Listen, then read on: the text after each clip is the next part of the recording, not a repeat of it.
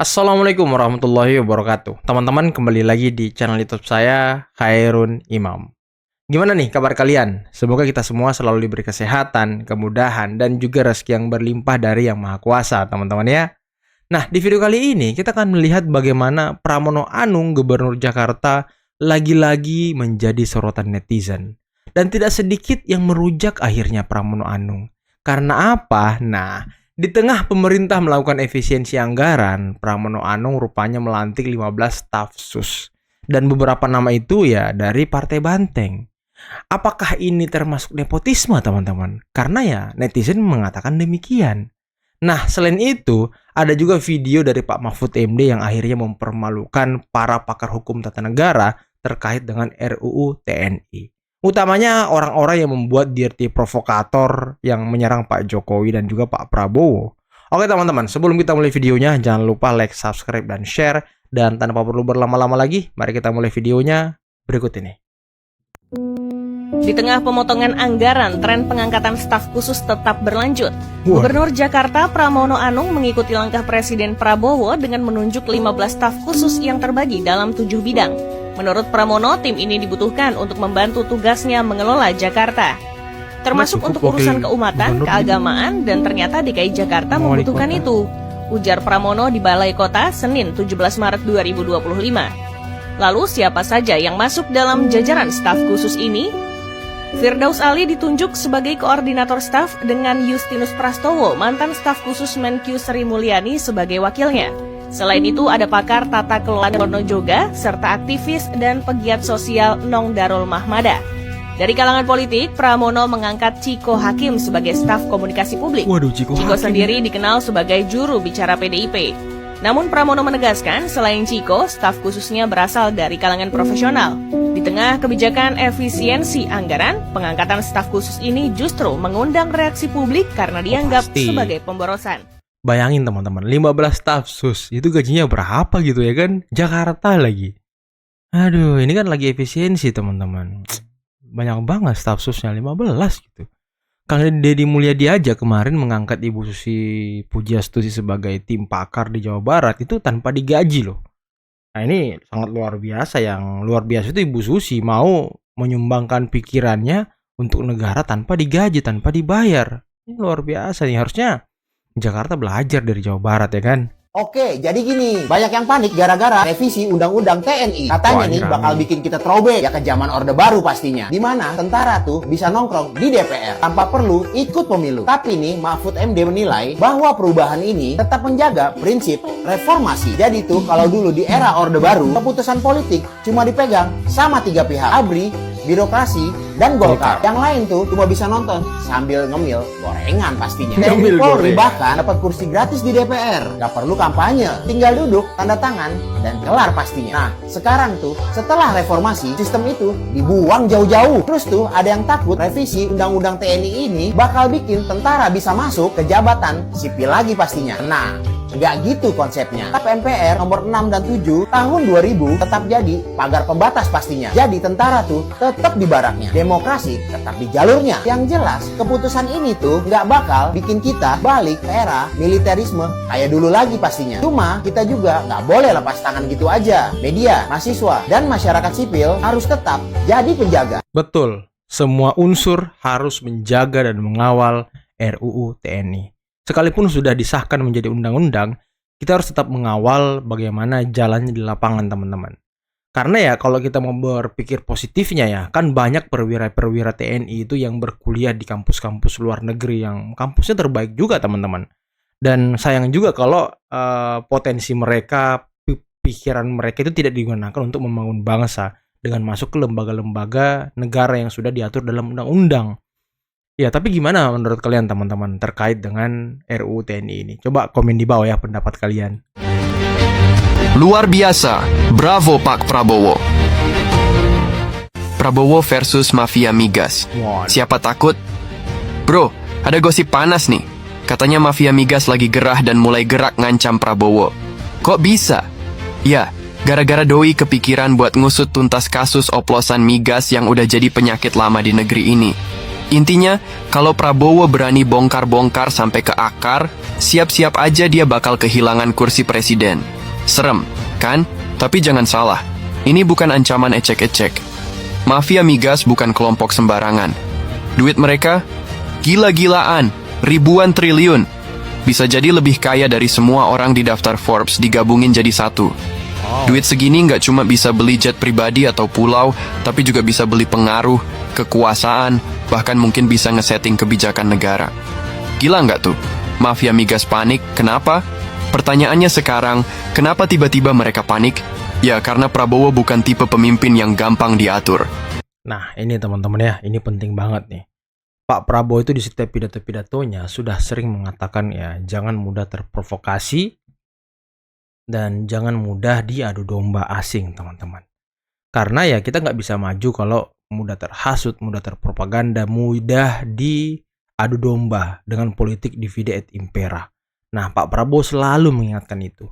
Karena apa? Ya, Pak Prabowo ingin bersih-bersih, ingin menghantam semua orang-orang yang mungkin selama ini bermain uang negara, mencuri uang negara, bermain curang, menyengsarakan rakyat dengan korupsi dan segala macam. Nah, Pak Prabowo ingin bersih-bersih. Jadi, kita sebagai rakyat Indonesia harus menjaga beliau. Harus mengawal pemerintahan beliau dengan baik. Jangan sampai kita mengawal tapi dengan melakukan pemberontakan seperti yang dilakukan oleh barisan-barisan pembenci itu, teman-teman ya. Doi terkenal keras dari dulu, nggak ada kepentingan bisnis di sektor migas, dan yang paling penting, niatnya buat bersihin Indonesia dari tangan-tangan kotor mafia ini beneran serius. Tapi masalahnya, mafia migas nggak mungkin frontal. Mereka nggak bisa tiba-tiba nongol di TV dan bilang, kami menolak pemberantasan korupsi. Konyol kan? Jadi mereka main di balik layar. Mereka mulai sebar isu, main propaganda, bahkan pakai ancaman buat ngejatuhin Prabowo secara perlahan. Mereka bikin seolah-olah Prabowo udah kalah sebelum bertarung. Mereka ciptain narasi kalau presiden bakal tumbang kalau nekat ganggu bisnis mereka. Tapi tunggu dulu, yakin segampang itu? Jangan lupa, Prabowo udah lama di dunia politik. Doi ngerti banget cara main di papan catur kekuasaan. Yang lebih penting, dia punya rakyat di belakangnya. Mafia migas boleh punya duit, bisa bayar orang, bisa beli opini, bisa main belakang. Tapi satu hal yang nggak bisa mereka beli, kepercayaan rakyat. Kalau rakyat sadar bahwa ini pertarungan antara kejujuran dan kerakusan, antara keadilan dan korupsi, maka dukungan ke Prabowo bakal makin kuat. Ini habis Ahok, terbitlah Deddy Mulyadi. Waduh, Gubernur Jawa Barat ya kan. Saya merasakan sebagai warga Jawa Barat, perbatasan dengan Jakarta, yang selama ini suka iri sama Jakarta. Karena dulu Jakarta pernah punya gubernur yang keren gitu. Dan sekarang ini kali pertama saya merasa bangga Jawa Barat punya gubernur yang juga jauh lebih keren. Nah, kalau gubernur yang dulu keren di Jakarta sekarang masuk ke politik praktis, bergabung dengan partai yang juga banyak polemik, sekarang ini kita melihat apa yang dilakukan Gubernur Jawa Barat adalah sebuah aksi yang luar biasa nyata, gitu ya. Dengan beraninya Kang Deddy Mulyadi atau KDM ini melakukan manuver-manuver yang tidak populis, malah kadang-kadang mengundang kontroversi, ya, bahkan kadang-kadang mendapatkan tentangan dari masyarakat sendiri. Tapi Kang Deddy ini pantang mundur karena dia melakukan semuanya untuk kebaikan, untuk penataan Jawa Barat lebih baik. Nah, inilah teman-teman ya, enaknya punya gubernur, punya pemimpin yang tidak punya hutang budi kepada siapapun. Kepada mafia, kepada pengusaha, kepada pemasok anggaran, kepada pendonor. Nah, inilah kerennya teman-teman. Orang yang bersih, tidak punya hutang apapun oleh pemegang-pemegang duit di negeri ini teman-teman. Dalam artian mafia-mafia ya. Beliau bisa bekerja dengan bebas, sesuka hati untuk membuat masyarakat dan menuntaskan seluruh keluhan-keluhan masyarakat teman-teman. Siapa yang terima lapaknya digusur, siapa yang terima rumahnya dibongkar. Tapi kalau itu untuk kebaikan, kenapa tidak kita mengikuti aturan? Kang Deddy Mulyadi ini juga tidak kurang-kurang mengorbankan uang dan harta pribadinya untuk menjalankan semua usaha kebaikan-kebaikan ini. Kang Deddy juga seringkali dikomentari sebagai orang yang musyrik, yang syirik karena begitu menjunjung tinggi budaya, kepercayaan dan adat Sunda. Ya, dengan penampilan yang khas dengan ikat warna putih yang melambangkan local wisdom beliau sebagai orang dari Trah Sunda. Tapi disitulah justru kita seharusnya bangga. Kita punya pemimpin yang mengakar pada budaya dan etnisnya, tapi berpikiran maju dan moderat. Ini yang seharusnya kita support ya. Walaupun memang yang namanya kita memperbaiki sesuatu yang tidak pada tempatnya memang akan menghasilkan banyak sekali kontroversi dan polemik. Ibarat orang sakit, minum obat itu pahit, tapi obat itu menyembuhkan dan akan membuat kita lebih sehat. Jadi saya ingin menyatakan betapa senang dan bangganya saya punya gubernur yang tidak kenal lelah, turun ke lapangan, masuk ke sungai yang oleh kata orang disebut pencitraan. Ya nggak apa-apa. Pak Jokowi juga nggak kurang-kurang dibilang pencitraan. Gibran Rakabuming yang sekarang juga sering turun ke lapangan juga disebut pencitraan. Sementara yang ngomong, yang teriak pencitraan nggak berbuat apa-apa. Hanya duduk manis ya kan? Saya lebih mendukung mereka yang bekerja secara nyata daripada cuma komentar belaka. Itu. Jadi selamat ya. Jawa Barat sudah punya gubernur yang asik, yang keren gitu. Nggak kalah sama Jakarta. Ya, yang nggak tahu sekarang. Saya nggak mau ngomongin Jakarta. Yang jelas saya bangga sama gubernur saya, gubernur Jawa Barat, Kang Deddy Mulyadi. Sehat selalu Kang Deddy. Semoga senantiasa dijaga sama Tuhan sendiri. Karena ingat, kalau kita mau kuat, kalau kita mau hebat, kalau kita mau terhindar dari berbagai halangan dan masalah, jadilah orang baik. Karena kebaikan adalah sifat Tuhan. Kalau kita meniru dan meneladani sifat Tuhan, maka kekuatan Tuhan juga akan bersemayam pada diri kita. Semoga bermanfaat. Rahayu. Aduh teman-teman, keren banget ulasannya ya. Dan itulah tadi beberapa video yang bisa kita simak, yang bisa kita saksikan pada kesempatan kali ini.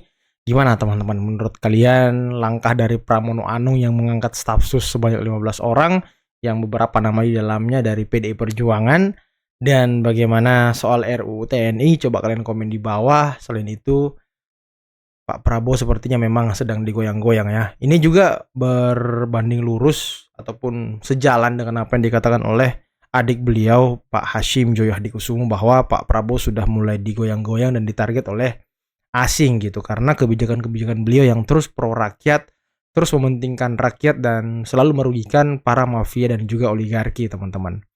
Nah inilah mungkin yang terus diupayakan oleh Pak Prabowo. Semoga Pak Prabowo selalu diberi kesehatan, dilindungi oleh Yang Maha Kuasa. Dan jangan lupa kita selalu menjaga diri kita juga agar tidak mudah terprovokasi, termakan propaganda, dan tidak mampu dan tidak mudah diadu domba sesama anak bangsa, seperti yang terus diingatkan oleh Pak Prabowo di setiap pidatonya, politik divide et impera teman-teman. Karena kalau kita berantem sesama kita sendiri, nah, kita tidak akan maju teman-teman. Kita akan sibuk berputar di situ aja. Persoalan kita hanya sibuk mengomentari saudara kita, sibuk memukul saudara kita. Ya, padahal ya ada asing yang menari di atas itu semua. Dan bagaimana ulasan Bung Auf Klarung tadi terkait dengan Kang Deddy Mulyadi yang sangat bekerja keras, yang sangat keren memimpin Jawa Barat ya. Kita harus bersyukur ya. Saya juga sebagai warga Jawa Barat sangat senang memiliki gubernur Kang Deddy Mulyadi. Oke teman-teman, mungkin cukup sekian dulu video kali ini. Jangan lupa like, subscribe, dan share videonya. Akhir kata, billahi taufiq wal hidayah. Wassalamualaikum warahmatullahi wabarakatuh.